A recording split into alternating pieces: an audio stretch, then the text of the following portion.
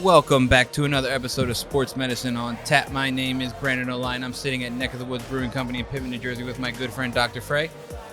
How you doing? I'm doing great. This is the best time of the year, right? It is We very were just nice. talking pre-show a little bit, and it's like it's right on the cusp of fall, right Yeah. at the end of summer, which can be a little sad at times. But Of course. with coming of fall brings football. Little chill in the air. A little even chill. though not necessarily here today. Right. but a little chill in the air. Yeah, we had a little preview of the fall weather last week here in South Jersey. Got a little crisp in the morning, That and was then nice. now we're getting a little splash of August real quick, a little 90-some degrees tomorrow, and we're going to a little heat wave here, but A little kick in the butt on the way out. just a little reminder we're still in August, right? Right. I don't know if people realize it, but like Jersey is a phenomenal place. Like Jersey Shore is yeah.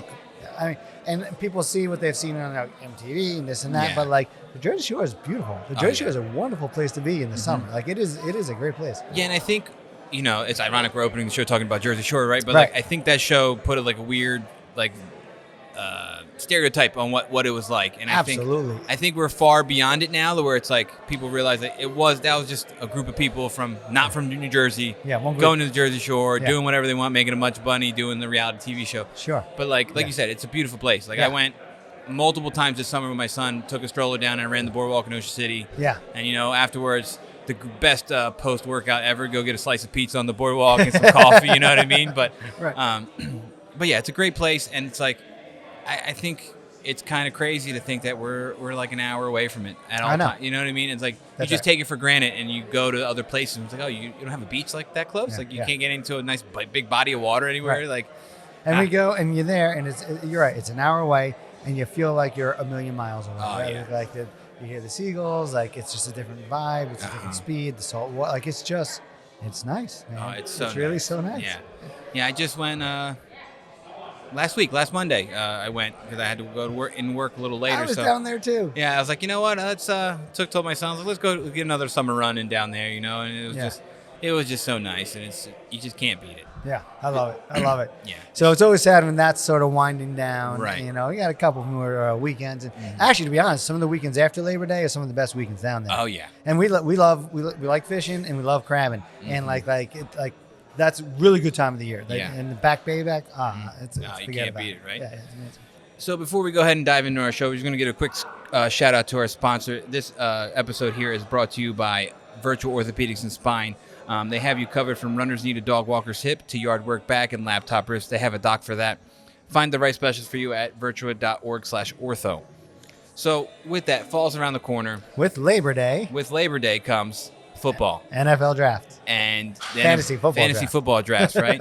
And we've done this show. I think we did this show last year. We did it a little bit ago. precursor. A precursor. I think we got hit with some heavy names and some things that were just interesting to talk about. To kind of follow up and close up some open-ended notes that we left from last football season.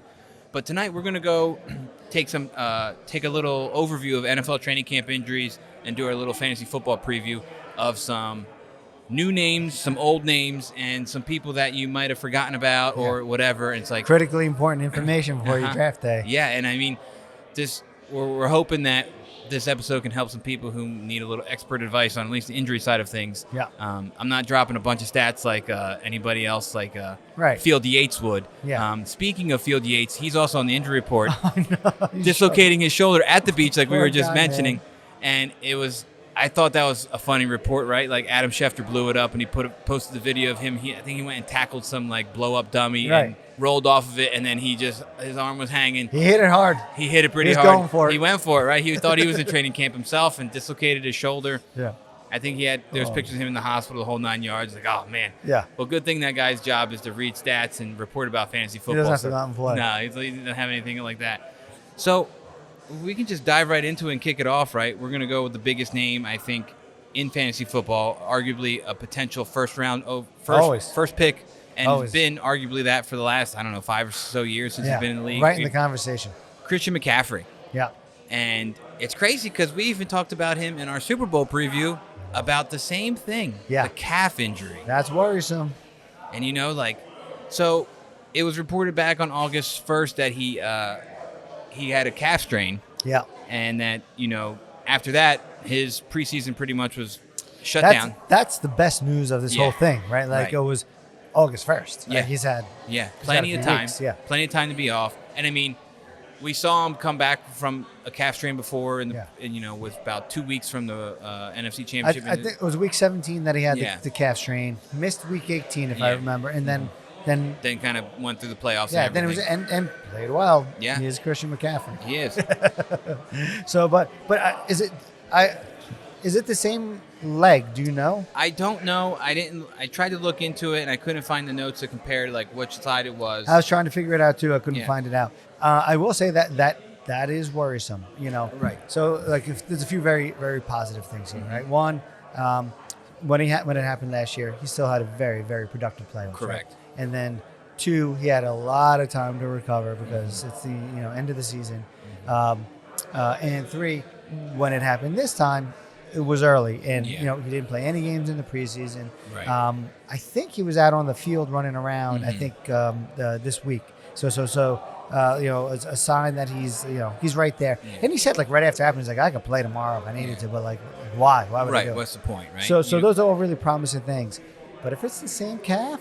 And it's becoming a chronic thing. Yeah. And I think another thing, too, with that, too, is the silver lining here is that the 49ers open their season on Monday Night Football. So he's got the last opening game of the week 1. So he's got a little extra time compared to everybody else, right? Like, right.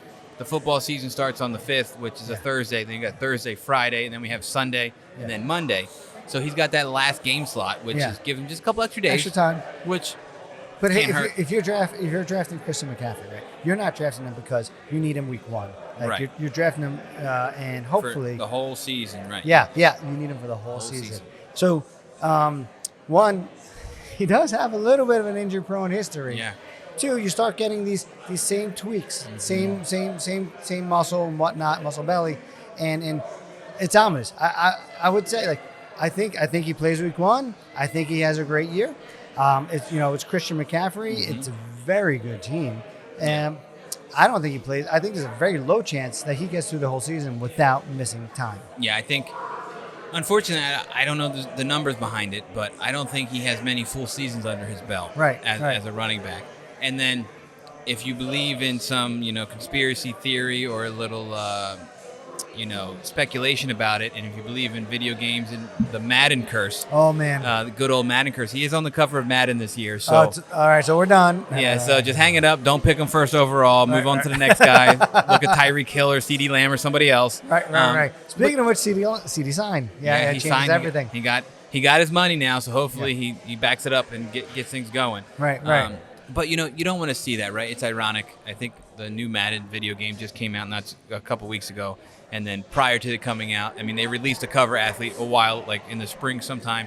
And then opening training camp, he gets injured. And it's like, well, hopefully it just kind of takes it out of the way and it's done and over with. He did his time and hopefully stays healthy, right? Yeah. Like, it's tough. And, I mean, I've been in situations in years past when he was with the Panthers. I drafted him early, in the first round, and I burned him. High ankle sprain, this, and he's out for like 6 weeks. I know.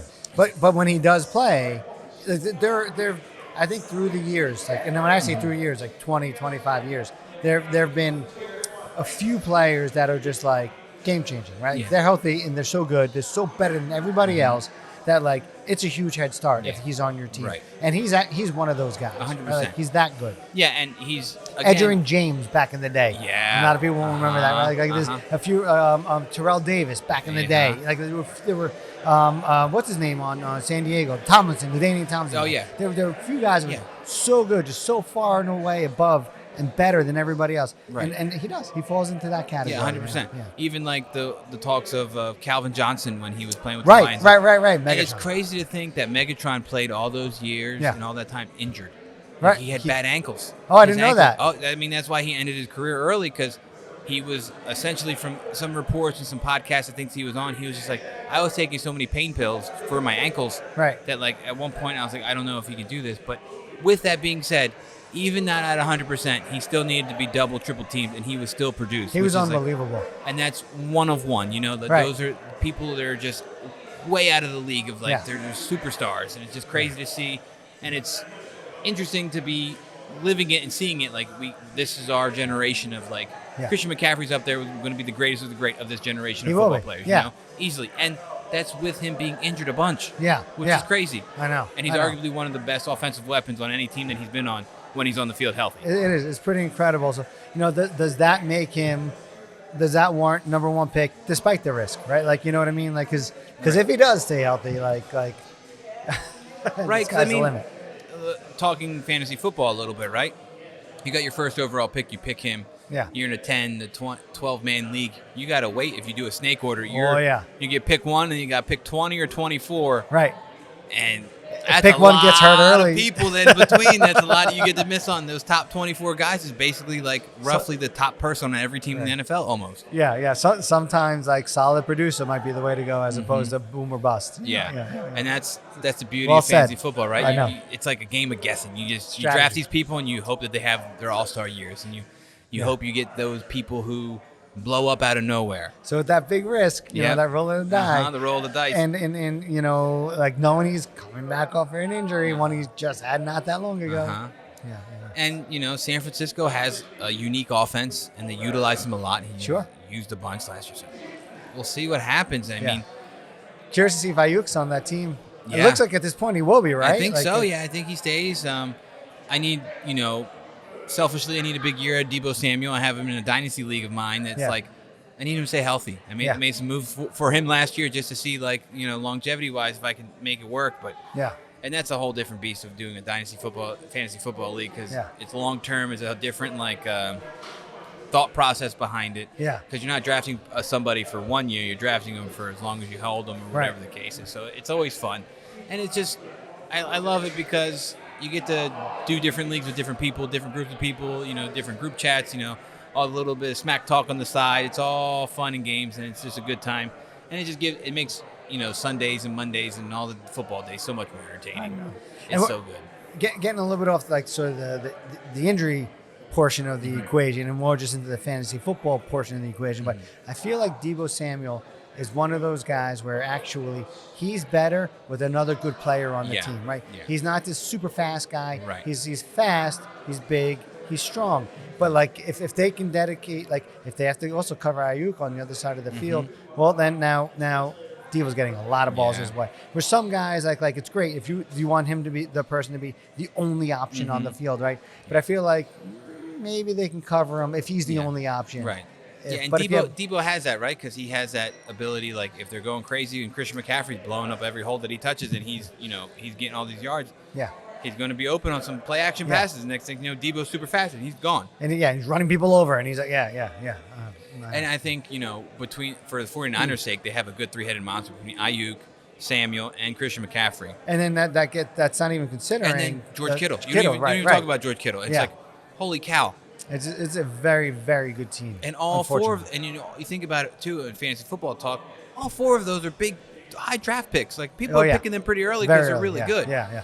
I think Kittle's sliding down a little bit now. But agreed. And I think Ayuk's spike I think last year he peaked a lot, and I think that's going to change the dynamic of how things have played out for that team specifically. And it's hard to have 4 All-Stars on one team because they got to spread it out a little bit. The ball can only go to so many places all at once, right? In a matter of one game. And that's, again, what we So does that make Mr. Irrelevant the most valuable person on the field? Because he's the one who's giving everybody the ball. Right. Brock Purdy, we've talked about a bunch of times. So we'll see. Of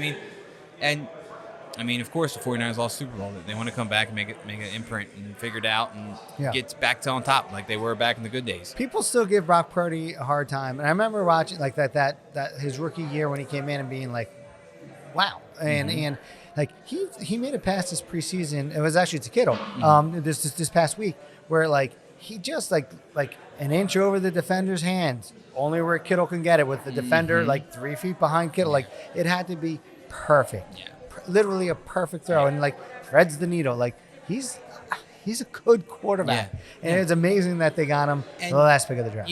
That, and like he's gotten so like it's pretty hard to get 200 yards and 2 touchdowns in an NFL game, right? Not many people can do that regularly. He almost never not gets it. Right. And that's like his average. Yeah. And that's pretty darn good. I know. You know what I mean? That's not like there's a lot of quarterbacks in the league that do a lot less than that. Almost all. Yeah. You know what I mean? So it's like he's not that irrelevant. Yeah. So in regards for speaking of quarterbacks, right? yeah. We'll move down our list a little bit. Another quarterback who's got a lot of upside. He's the opposite of Purdy, right? Yeah. Right, like Yeah. Purdy's Mr. Consistent. Yeah. And then this is Boomer Bust and then City. Justin Herbert for the LA Chargers. I LA almost said San Chargers. Diego there. I know, it's hard. I went backwards there. But he was interesting too because he started off camp and he was booted for a couple weeks and he was reported to have a plantar fascia injury. Yeah. And you hear that and you're like, ooh. I know. One That's of those not good. weird ones. I know. Not one of those one of the weird ones. One of those that are problematic. like hard to treat, problematic, can last a long time. You got to be conservative about it. But I mean, I think the last thing that happened with him is that in one of their last preseason games, he went through a full warm up. He did everything on the field. He went through all his stuff, and he looked good. According to what articles I read, moving well and all that stuff. And again, these guys have the access to such great medical care. Yeah. And it's their job to get better, right? Their 9 to 5 is rehab. That 9 to 5, and there are varying degrees to this type of an injury, and it's actually a very hard to read and a very hard to predict injury because sometimes the more severe or the most severe version of it, actually people bounce back relatively quickly, right? Like you can have a partial tear versus like a strain, and sometimes it's a struggle, and eventually it pops, and then like you have a little less pain. That's worse for you in the future, right? Like you lose some structural integrity to the arch of your foot, and you worry about like falling arches and pes planus and a whole host of other issues down the line. But for that, in the short term, some of that pain goes away, right? And so it's one of those weird injuries. And we have the disclaimer. We talk about it all the time. We don't have access to their actual medical charts. We're not talking about their actual. We just have the information that's made public to us, and we're just talking about that kind of stuff, right? And so we don't know what level. If this is just like a mild strain, 2-3 weeks, or if this is more of a partial tear, a couple months. We don't know what his exact injury was. We just have to hope the information we're provided is accurate. Right. And you'd think that, they booted him, they immobilized him for a couple weeks, and then he's moving around good, that he's projecting, good sign. good sign, going all in the right direction. And then with him, too, it's just like he's under a new coach. Yeah. Harbaugh's over there. Yeah, another new coach. Although this guy's pretty good. Yeah, he just won a national championship in the college world, but no big deal, He's been to a Super Bowl before. No big. So I think if he stays healthy, and Herbert's also coming off an injured, riddled season last year, too. He broke his finger. I think he had something else. I forget what. But he just couldn't he just unlucky throughout last year. I don't understand why his career hasn't been better. Right. Like watching him throw the ball. Yeah. Like with such like velocity and power and accuracy. And like he's a really good quarterback. And he's pretty good being mobile, too. And he can move around pretty well. He got some good legs under him. And they've had pretty good seasons, but always come up short. Yeah. I don't know. It's strange. And I think, with that too, just to counter, to look back at last year for Justin Herbert, right? Eckler messed up his ankle early on, and he wasn't the same going through the season. Right.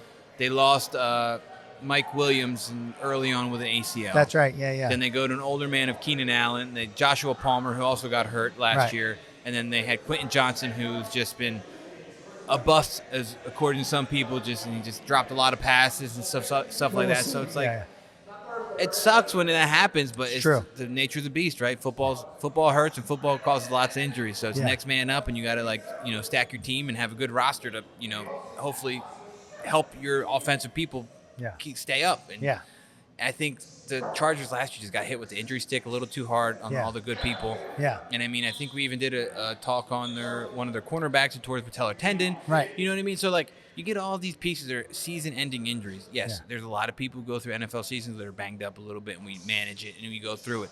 And you survive. Yeah. But then you get too many of these season endings, and it's like, man, I don't know. That's the end of that. End of that. They were saying like he could have played a little sooner, like this wasn't too big of a deal. And so, do you think this is going to impact him through the year? Or do you think, all right, it's one of those things. Fortunately, happened early. He's going to be fine. Yeah. I think he's going to bounce back. I think it's going to be a good year for Herbert overall. I think if you gave me a draft board, he might be a little up there outside of the top guys that the Mahomes, and Lamar Jackson, Jalen Hurts, kind of those pinnacle guys. I feel like when I go quarterback strategy, there's 2 or 3 guys that are up near the top that like you take them early because they're just so much better than everybody else. Yep. And then after that, with quarterback especially, right? Like you can wait. And I feel like he's one of those guys where you can kind of wait and still get a really good quarterback, that kind of a thing. You know what I mean? Yeah, absolutely. So I mean, it's going to see what happens, and it's also just I don't put too much stock into till like week 4 of the NFL, right? Especially now with the new preseason rules, right? Well, because, not even anymore. Well, with the new preseason, right? There's 3 preseason games now. Yeah. There's less preseason, and the starters play even less. Yeah. So getting that rhythm in the game of football, it's so hard to do. And I see it like it's almost regular. Like I always say, week 4, give it to week 4, and then you make moves because like this guy's been really inconsistent. Their team's not looking too good. They're not figuring it out, and it just takes time. Those live reps of football is really important because if your starters haven't played against anybody but your teammates, then you don't have really good looks at it. It's not like live conditions. You see the bonehead mistakes happen over and over and over. Yeah. And I think the changes in the league with like I said, the preseason, it made a big factor in that, and that's why like. That first game is really like the old school 4th preseason game. Right. And it is. So then week 2 is like the first game. I would even say the old school 3rd, right? Because the 4th, they usually pulled people back. Right. But the 3rd one was the one where they gave them a lot of time. Yeah. So it's just a matter of like giving them a little bit of time, find their mojo and get things going. And then, to talk Herbert again, new coach too. You got to get his system going. That's a big deal. Yeah, always. Man. And that's so hard to do. And it's like, it's crazy how often this kind of happens, right? With these young people, young stars across the league. Yeah. They get drafted to a okay team, and the team not tanks, but just doesn't do well. Then they start firing people. Yeah. And they get all this new talent, and it starts over again. And I mean, I know again. I think on air plenty of times I'm an Eagles fan, and like Jalen Hurts had all these different offensive coordinators for like 10 years in a row. It's someone different everywhere. And this is like his first year, or not even with the same offensive coordinator as last year, but his first year with like the same head coach at least.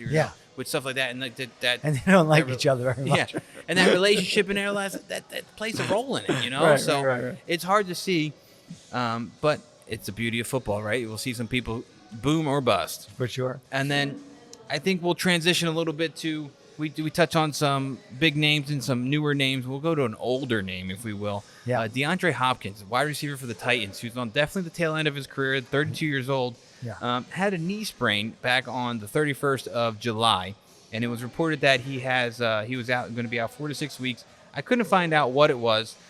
I read grade 2 is what I read. Yeah. MCL, right? Yeah. So typically, if they say knee sprain, that's what they're referring to. Typically, knee sprain means MCL injury. And and then when you go through MCL injuries, there's grade 1, 2, 3, and grade 1, week 2, maybe 3, and then grade 2, 4, maybe 6 weeks, and grade 3, complete tear, bad news, sometimes surgery, oftentimes 10, 12 weeks, like a lot of time. So I will tell you what worries me the most about this particular injury is he had a grade 3 a few years ago. Yep. And then he had another grade 1, I think like a year later, and then like another one last year, and then another grade 1 now. I might be wrong. Maybe it wasn't that many, but like these aren't new injuries. No. These are issues with a knee. And this is what happens when you're 32 years old playing in the NFL, right? Like these things happen. And DeAndre Hopkins, I don't know, give it like 5 years ago, was top of the top, Arguably, like heading towards one of those other guys we were just talking about, like the league, the dominant. Yeah, when he was with the Texans, unstoppable. Yeah. He had guys trying to, you couldn't stop him, and he was higher draft pick. Now he's fallen, man. He's down there, and it's unfortunate to see a lot of these good receivers just on the tail end of the career. They bounce around between teams and try to be a shell of themselves. Hang on. And he'll probably have 1 or 2 games that are really good, and he'll probably have like okay numbers. I think there's very little chance he gets through the whole season. Yeah. Which is sad. Like, I don't know. When you're thinking about like kind of your top tier receivers, he's definitely fallen out of that. Yeah. Right. And I think, with that said though, but like we were saying earlier in regards to Deebo Samuel being that number 2 guy kind of helps. Not that he would be a number 2. He's definitely the number 1. Yeah. But then the Titans also just got Calvin Ridley in the offseason. So like that adds a little bit to the mix, right? Yeah. That's something else for people to focus on. Actually, I think that might help, right? Yeah, that might spread him out a little bit. It's going to hopefully decrease his reps, right? Like he's not going to need the ball, I don't know, arbitrarily 10 times a game. He needs it maybe 6 times a game. Yeah. He doesn't have to do everything. Right. His impact, he needs to be impactful when it matters, not the whole game. Right. It'll be interesting to see how that goes. But again, you don't want to see those guys with a consistent, it's a knee again, it's a knee again. If you ask me, if I have to put down a bet right now, does he play week 1? given the history, if this was a grade 2, like another, and I don't think it's a new injury. I think it's a re-injury, unfortunately. Yeah. If I have to place a bet, and whether or not he's going to play week 1, my bet is that he doesn't play week 1. And my gut is that this is going to linger a lot of the season. Yeah. And that's what you don't want. But, I mean, that could be a late steal if you want to just stash somebody on your bench and you just have somebody for late. If he's there, yeah. If he's there late, why not, right? Because you still got to respect him. It's not like he's completely trash. He's not old and washed up. He's still DeAndre Hopkins. Right. You know what I mean? Like, it's still pretty good. Right. And speaking of lingering injuries. The worst lingering injury and the worst word you want to see in camp is a hamstring injury. Hammies. Those hamstring injuries that start early, and you get them early in camp, and you got to deal with it, and you do your best to get better. And we've talked about hamstrings at length so many times. It's funny, like every time we're like, well, what should we talk about this week? We're like, well, so-and-so has a hammy. Of course they have a hamstring. Everybody has a hamstring strain, right? Keep coming up. So a couple big names, if you will, that were reported this past camp with training camp with hamstring injuries. Jahmyr Gibbs from the Detroit Lions, who's a stud, right? Yeah. Sam Laporta also from the Lions. Stud. And then you have Jaylen Warren from the from the Steelers, right? Your team is the Steeler fan, yeah. So I just got, actually, I think it was yesterday, the day before, I got an update on Jaylen Warren that he was in a report saying that he's ready to go for week 1, no problems or whatnot. Look at my notes. Right next to Jaylen Warren. Ugh. Right, like that was my thought process. Right, but even still, even all these things, you never want to see it, right? Because research says that if hamstrings feel better before they're actually better. Yeah. If you got people who are functional, can do all the stuff with it, but you put their hamstring under an MRI, they still shows actual damage. Absolutely, yeah. And so I just had a conversation with one of my patients recently dealing with a hamstring. He's like, I feel so good let me go back to practice. I was like, great, we're going to wait an extra 2 days. Right. We're going to give it some more time. It's going to tweak again. It's going to just, and then it's the same thing. Then we take 1 step forward, 2 steps back. Right, we just do this ongoing thing. It's like, no, we got to snip it in the bud. Take a little bit of time now. Yeah. And that's why, hamstrings of last year was Justin Jefferson with a hamstring. He was out 6 to 8 weeks, I think. It was like, and that was a big deal. Again, gradations, right? Like they're the much more mild ones, and then there are more severe ones. Yeah. And it's so it's hard to predict, and also even just with the individual athlete, like they just recur, and it's unfortunate. And some guys. I think, even going with that too is I'm stretching this, and I didn't do research about this beforehand. I believe it was Christian Watson from the Packers. Right. He had long hamstring problems. Right. Just all last year. He was in for a game, out for 3 weeks. In for a game, out for 3 weeks. And there was something, I meant to send it to you too, and it was probably like a couple months ago. He went with somebody and he got all this testing done, and he realized that his one hamstring was like at 70% strength compared to the other side. And it was like, well, you have this gigantic muscle imbalance. Yeah. Of course this thing's going to keep giving out on you. It's literally can only do 70% compared to the other side. Right. So it's just going to fail every time. He's going to keep doing it over. And then he took all this time and corrected his muscle imbalances and did all the stuff that he needed to do. So hopefully he has a really good, healthy year. We'll see. Data. Right? Yeah, that will make a difference. Yeah, but it's nice. And Christian Watson's not even on our list. Like we didn't even add it to the thing, but it kind of brought it to my attention there with that. So we'll see what happens with that. And the hamstrings you just got to watch out for, right? And hopefully when you go draft somebody, they don't get hit with a hamstring week 1 because you're going to be lingering a while, and then you're just not going to have that top gear. And unfortunately, in the world of the NFL, you need that top gear to get those extra game of inches, right? Yeah. Like. It makes a little bit of a difference. Any of these 3, Gibbs, Laporta, or Warren. It sounds like Warren, I hope, was a little more mild. But, I'm not super scared away from any of those 3. I still think any of those 3 have pretty, as annoying and as frustrating as these injuries are. Like that, and I think you and I aren't. Yeah, one, definitely youth, and you and I aren't the only ones who know how bad hamstrings are. Right. And these people in the NFL are professionals too, and those guys are the top guys on their team. So they're going to get treated with extra caution and preservation. They're all over it. Yeah, for sure. The stats in their preseason stats mean nothing compared to what they do all season. And, obviously every team, what they do in the postseason playoffs and longevity of the season. That's a long season. You got to keep them healthy. I read something about Jaylen Warren because one of his issues is that he wasn't in great shape last year. He was strong, he was powerful. He came in, honestly, I thought he outplayed Najee Harris. But I guess he wasn't in great shape. So that was his focus for the year, for the offseason. He got in really good shape. This wasn't going to be an issue for you. Bang, hamstring. Oh, come on. It's like, right? Like, it's so Right. hard. You do all this work, you do all this stuff to try to be better, and then the next thing you know, you get hit with a little muscle imbalance. I know. It's here we go. What a situation here. But what about Jordan Addison? Oh, yeah, going into the Vikings a little bit, I right? know. You want to talk about people who got kicked in the butt with injuries early, right? Like Right. last year, Justin Jefferson, the whole thing. Kirk Yeah. Cousins go down. Right. Kirk Cousins goes out. Yeah. And now you So got... let's get a new player. We'll talk about that in a minute. and we're going to kind of full circle this. And we'll skip one and we'll go with that too. Jordan Addison gets hurt, injury on 8/14. From what I'm reading, it was an ankle injury, but everyone was like reporting that it's most likely a high ankle sprain. So number one, pit player. Number Yeah. two, sorry. Number two, this is another one of those. Yeah. It's a recurrent injury. Yeah. He's had this a few different times. This might be third or fourth time. And truth is, I didn't check. I don't know if it's the same ankle. Right. I hate to say, I presume it is, because it is one of those injuries that does sort of rear its ugly head over and over. Yeah, you don't want to do that. So that's ominous. Yeah, That's and, worrisome. that's what we've talked with Dr. Brand a bunch of times about these, and he's like, yeah, you can rehab them.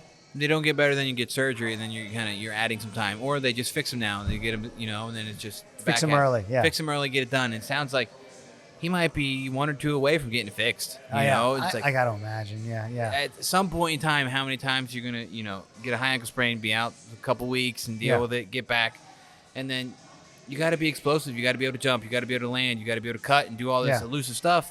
If you don't have good ankles, it's not going to go that far. He had a good season last year. He right? did. I think talking the hamstring, with Justin Jefferson being out with the hamstring, Right. he had it. But then they lose Kirk Cousins. He goes to the Falcons. we can solve the problem. We'll draft a good quarterback. They will draft a great quarterback, and they draft J.J. McCarthy, and he gets injured on the 11th of August. I think he was in a preseason game, and then he gets reported meniscus tear, and we've talked about meniscus tears a bunch of times. Over and over. I mean, Embiid's had 18 of them since we started the show, so we've talked about him a bunch, but it's always like, oh yeah, 4 to 6 weeks he's come back, and then we get hit with the big report. Boom, he's out for the season. It's like, whoa. What happened? Wait a minute, that's not 4 Out to 6 for weeks. the what? The whole 18, 20-week season? What's... Yeah. So let's dive into that a little bit. So when you hear that, what does that mean to you? Like, he's out for the season with the meniscus tear. Right. And something's a little extra there, right? Right. So the first thing, right? There are two ways typically that we go about treating a torn meniscus, right? Typically, you trim the torn portion out or you repair it. Two very different recoveries if you trim it out or if you repair it. So if you trim it out, it's quick, man. Yeah. Like, and especially for these guys that are high-level athletes. But you go in, you have surgery, you go home that day. We'd say, here are crutches, use them if you need them. And lots of times 2 weeks, maybe 4 weeks, like that kind of thing. And guys getting back, right? And part of that is because you don't have anything to protect. You're not protecting a repair. You're not trying to get it to heal. You're just bouncing back from the surgery. That's all you're doing. And then there's a repair. But however, for repair, there's a few different levels of repair out there, right? You can have a small repair, like a small tear. You put a couple stitches in it, and that takes, I hate to say, maybe 4 months. It does take a little while. Yeah. 3 months, possibly a little longer. And but then there's another tear. There's a bigger tear. There's something called a bucket handle meniscus tear. Yeah. Right? So if the tear, and this is a little tough one to describe, and I'll do my best. We have our YouTube. It's shaped like a C, right? So if the tear kind of goes from the front all the way around the C to the back, but it's still connected all the way at the front and all the way at the back, that middle portion flips into the middle of the knee, almost like a handle on a bucket will flip from one side of the bucket to the other side of the bucket. And then that's a much bigger tear. There's a lot of healing that has to happen. And, a young, active guy just out of college, right? You kind of plunk it back where it's supposed to be, put in a whole bunch of stitches all the way around, and hope that you get the whole thing to heal. Because if you get 70% healing or 80% healing, it's only a matter of time before that whole thing tears again. Ugh. And that's kind of bad news for his future. Right. So one, in my mind when I hear this, I think maybe bucket handle, or number two, the other big one here, which nobody really talks about. You really don't see it that frequently in this population. You see it much more commonly in people in their 40s, maybe 30s, but 40s, maybe 50s, is something called a root tear. And again, I have no idea if that's what happened here. Right. But that's an entirely different beast, right? Yeah. And you have to fix that. So what a root tear is, that meniscus that we were talking about, right? let's say here's a little spiel I'll give to a lot of my patients, and hopefully this will make sense. If I take a bowling ball and I put a bowling ball on the table, that bowling ball touches the table in one spot, and you get a lot of pressure through one spot. But if I put a donut on the table and I put the bowling ball on top of the donut, it spreads out that force, right? So that's what the meniscus is supposed to be doing. It's like the donut, right? And the bowling ball is the end of your thigh bone, the femur, and the table is the top of your shin bone. Yep. All right. A meniscus is not round like a donut. It's shaped like a C. So it has to be anchored kind of in the front and in the back, so that when the bowling ball comes down, it doesn't just slide right out of the way. Right. So that's the root that anchors it. If you tear that root, every time the thigh bone comes down, the meniscus is just squirting out of the way. And you go from bowling ball on top of a donut, nice and cushioned, back to bowling ball directly on the table. A lot of pressure going through one area. Typically what winds up happening is that person will get arthritis like within 2 to 3 years. Yeah. And like not a little bit like going down the road of knee replacement kind of arthritis. And maybe not in a 20-year-old, but like in a 30 or 40-year-old or a 50-year-old, yes, it happens very quickly. And so it just, when I heard this, that was like, I have no idea if that's actually what happened. We don't know. But it entered my mind like, does he have a root tear? Yeah. Like could that be what's happening here? Right. And if so, I worry a little bit for his career. Like I don't. Right, the longevity of it, right? Like, Yeah. Because we go and we repair it, but they do well. They get your back, but they are not a guarantee. Like right. You know, and again, kind of where I put the numbers are, I say, like if we don't repair this root tear, let's say you're 45 years old, you have a root tear, a tiny bit of arthritis, it's like we can go in, we can repair it. If we don't, there's about an 80% chance you're going to be heading down the road of a knee replacement in the next 2-3 years. And if we do repair it, there's about a 20% chance you're going to, like it's still there. Yeah. Like sometimes the surgeon can do everything right, patient can do everything right, you still go down that road. It doesn't happen that way, right? So I hope that's not the case. And that's a huge leap on my part, right? To say like, well, maybe it's a root tear. Because it would be very unusual, I think, for a young athlete at this point to have that. And we see it in meniscus tears, ACL tears. You see it moderately frequently. And you're like, there it is, fix it. But they're off their knee anyway. Right. So it's not as dramatic, Right. But I hope that's not what happened to him. And, you know, it's crazy to think, too, because, like, this injury is almost historic in a sense that he would be the first quarterback since 1967 to miss an entire rookie season due to injury. Right. Which is crazy to think about, right? Right. That's over 50 years ago, we haven't seen anything like it. Of like that's amazing, actually. And so, again, it was a top drafted quarterback in the top, like, I don't know, top 10 picks. Third? I think he was up there. I forget exactly what pick he was, but, like, when you draft someone that high, you hope that he leads your franchise and makes a difference. Right. And then he gets hurt in his second or first preseason game, and he's out for a whole season. Yeah. And it's like, holy cow, did we just waste a whole pick on him? And what does that do for Justin Jefferson? Yeah, right? And it's like, then you have arguably one of the best receivers in the league, and now who's going to be giving him the ball? Sam Darnold. Is it Sam Darnold? Sam Darnold, I believe. Yeah. Is Actually, I guess all things considered, it could be worse, right? Like good move by Minnesota, good contingency. I've heard it a few times in different reports. A lot of people say, not my opinion, that Sam Darnold hasn't had a fair shake. Yeah, that's what I'm saying. You know, that's not the worst scenario. He's got someone who's been around for a little bit. He's seen it. He's done decent and he's done terrible. So like, hopefully he's learned from his mistakes and he bounces back and he does well. That potential seems to be there. At least I don't know. I guess we'll see. You know, when you have really great offensive players around you, it makes the quarterback a little bit better. Just as we talked about with Brock Purdy. Every time. Everyone says he's not the best quarterback because he's got all these weapons. Hopefully the Minnesota got the same kind of idea with some good weapons. Yeah. But you need Jordan Addison healthy, right, to kind of help offset Justin Jefferson. Right. And then you also need TJ Hawkinson healthy, who's coming off the ACL. Worried about that one. And he's on the PUP list, so he's not. We're not seeing him until at least week 5. Right. So again, is it 5 or 6? I think it's the PUP list is at least the first 4 games. Okay, got it. All right, yeah. So we got to wait till week 5, 6 to that team really gets rolling and gets their mojo going. Yeah. So he's like, oh man, let's see what happens with that one. You got to wait a little bit longer. But if you're a Minnesota fan and the wheels come off here, which I hate to say, sadly, is possible. You just your top pick just went out for the season, right? The only consolation is like, well, sometimes losing a couple years in a row, getting 2 really high picks turns into a franchise. Yeah, and it's unfortunate, but it does happen that way, right? Then you kind of get these guys diamond in the rough, right? Like some people who just explode out of nowhere. This guy was amazing.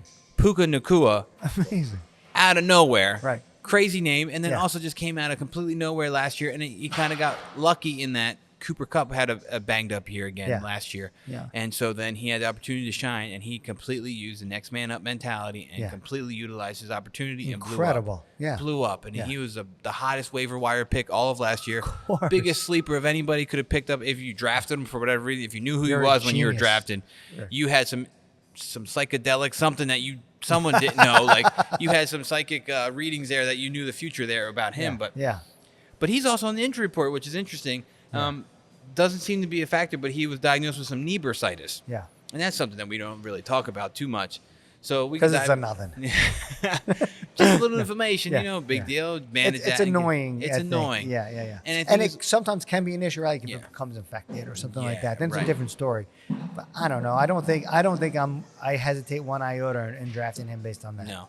And I think this year too with that is with Puka, I would also venture to say that Cooper Kupp has a good year too, and then they're a two-headed monster in that regard, and they're doing really. But then also with the Rams, they had Kyron Williams last year come out of nowhere as well. Right. And right. Another guy who, if you drafted him last year, man, you did a good job, right? I picked him up early, but it was only because let's take a flyer. Get that guy, right? Right. And you take those risks every now and again. It's like, that random running back from that team, sure, you handcuff because the other running back might get injured. Right. And sure enough, that kind of happened for them last year, and then Kyron Williams did really well, and he blew up. I'm reading something like, who's this year's Puka Nacua? And I was like, nobody. Like, that hasn't happened in 50 years. I think there was a statistic on something I saw on just a little infographic of rookies that had their best seasons of average points per game for fantasy football. And it was top was Calvin Johnson, Jerry Rice, Odell Beckham Jr. his young year, and Puka's in there. It's like, what? It's like, you're in how?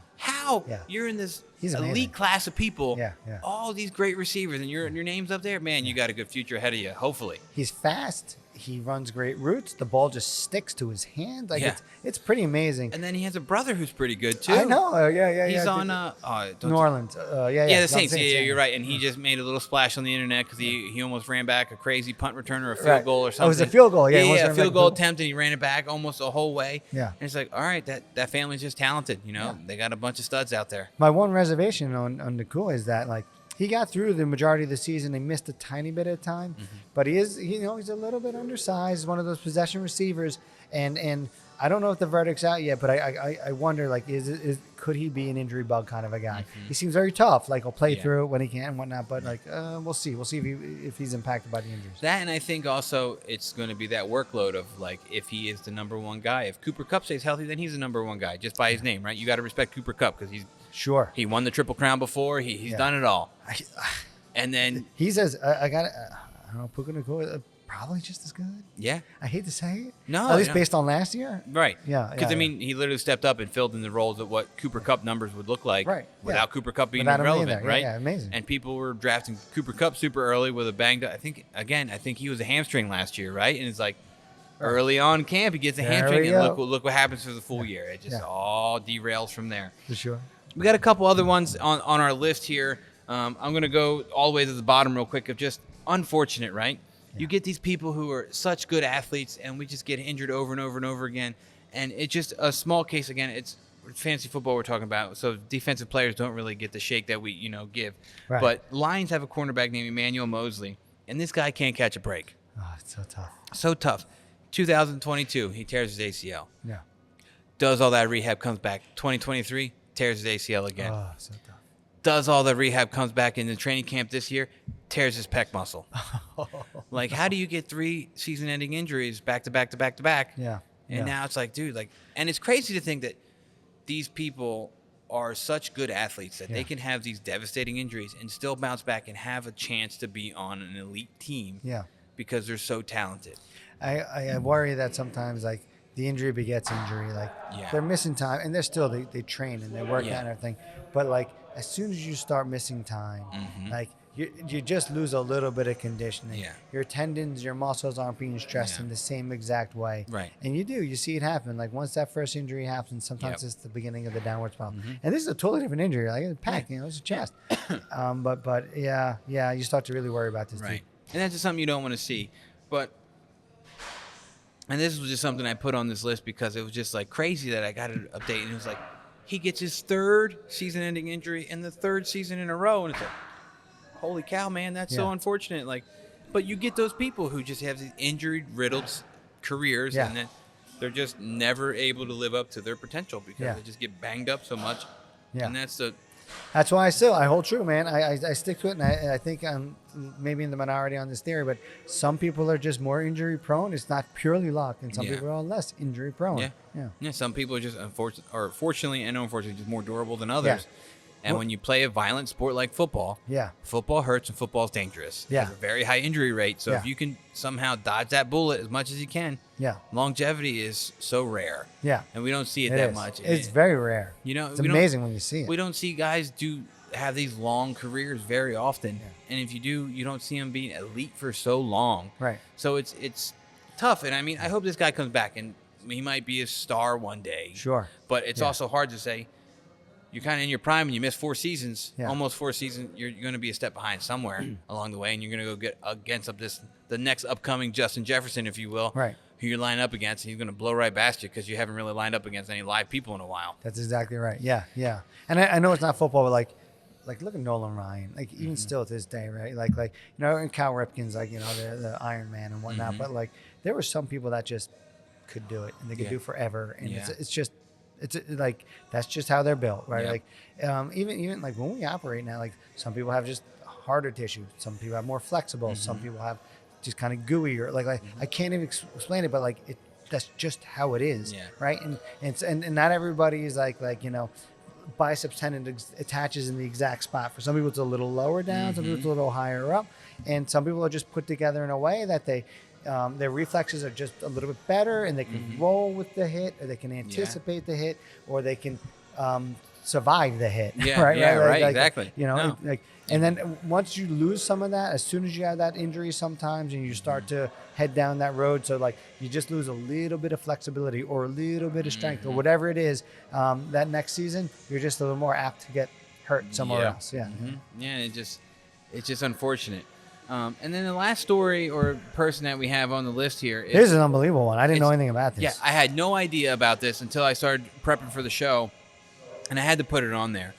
So again, we've talked about plenty of injuries. We just had Dr. Joanne Ballard on, and we talked about mental was health, great. and it was such a good talk about mental health and athletics. And then when I was reading, I think it was Fantasy Pros or something, some online source, just kind of going down a list of all these people, and it said Clyde Edwards-Helaire from the Kansas City Chiefs with PTSD, and I was like, whoa, what does he have post-traumatic stress disorder from? Like, Yeah. what happened to him? And so, I took a little quick dive into it. And apparently back in 2018 when he was at LSU still, he was involved in some incident where he had to defend himself. And unfortunately, it sounded like him and a former teammate were trying to sell, according to the report, an electronic device to somebody. And that person then tried to rob them with a gun.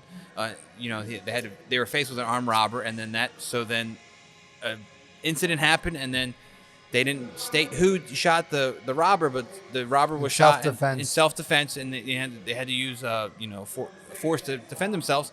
And since then, he's been having these mental health issues and this PTSD episodes where he would have these series of nausea and uncontrolled vomiting to the point where he'd have to be admitted to the hospital because he's so dehydrated and he couldn't stop vomiting and all this other stuff.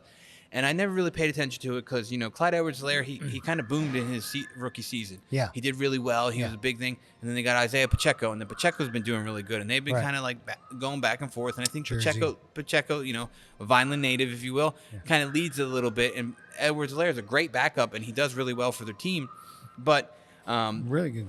and I think there a couple of things happened. So, as we all kind of know, and if you pay attention to the NFL, there was a shooting that occurred at the Kansas City Chiefs Super Bowl parade this year. Tragic, yeah, and terrible. it's very tragic. And these public shootings and all this stuff, mass shootings, is just a terrible thing that happens way too often. But to save that conversation for later and not this show, he was involved in like helping people, and he was corralling some kids and trying to help kids find their parents that they lost in the chaos of everything.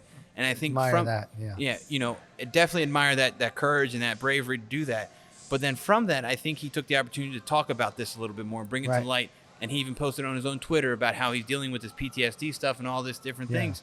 And I guess I never paid attention to it, but he's been on the injury report for the Kansas City Chiefs various times throughout his career, and it's just been listed as illness. Yeah. And it's just been left as is. And everyone, you and I read that, it's like, oh, Yeah. he's probably got the sniffles, he might get sick, he might have COVID, the flu, stomach bug, whatever Yeah. the case, he needs a couple days off. But Never here- occurred to me anything like this. never would think that he's dealing with some serious mental issue, that he's having this uncontrolled vomiting. He can't focus. He can't do anything. And he also stated in a couple statements that, the older guys, I think he mentioned Travis Kelce, Kadarius Toney, guys that know him enough to know that he's not laughing at the jokes he usually laughs at. He's not smiling as much as he usually smiles. Right. He might be going through something, so they kind of, they're more open about it, and they talk about it. Right. And, he gets the help he needs, and he kind of has his village of people to help him to get through this stuff, but he's also now being more open about it. Yeah. But it's crazy how this ended up on our list, right? Like, it was on the report that I read, and Sure. Again, Yeah. when you and I talked about it before, we both were like, I had no idea this was a thing. Right.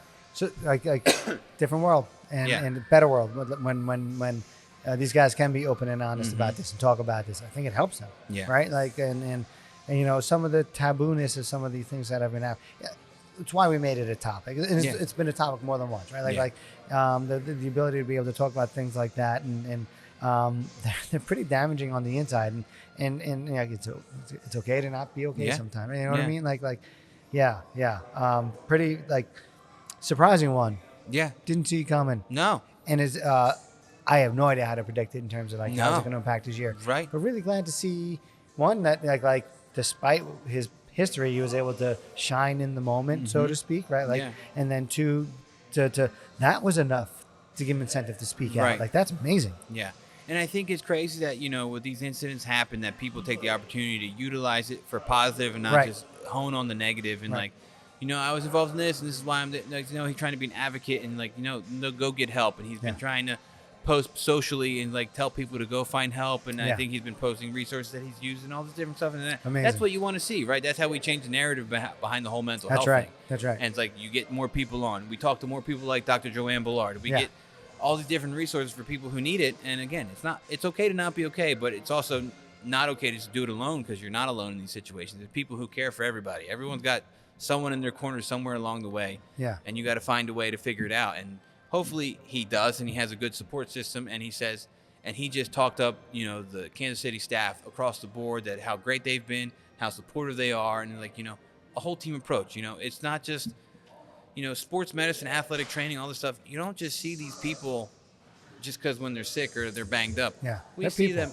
day in and day out. Yeah. You know what I mean? Like, I've seen people, I've met athletes' kids, I've met athletes' families, their girlfriends, their wives, their boyfriends. And you're in that position more than I am, because you're with them. You're with them every day. Yeah. And that's really a gift to be able to get to know people on that level. And I think that's level. one of those things where before one of my previous jobs, we would have observation students from the exercise science department would come in, and they would ask me a series of questions. And it was the same series of questions. So at one point in time, I just typed my answers out, and it was the same answers because it was the same questions, right? Of course.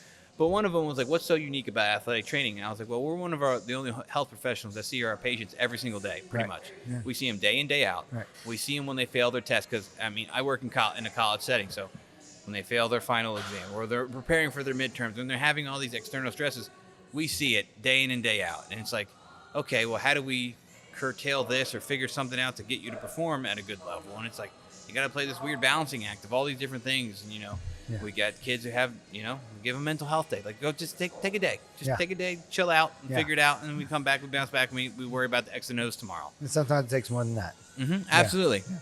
So I think we went through most of our list for the most part. Nice. I can't wait. I love the animal. So, sad to see summer go, but dog days of summer, right? Like, baseball's great. Baseball's fun. Uh-huh. We also had the Olympics this year, which made so it much good. But college sports are coming back. NFL's coming back. Baseball's steamrolling towards the playoffs. Yeah. Hockey and basketball. Fall baseball's that the best. Far on the horizon. Right?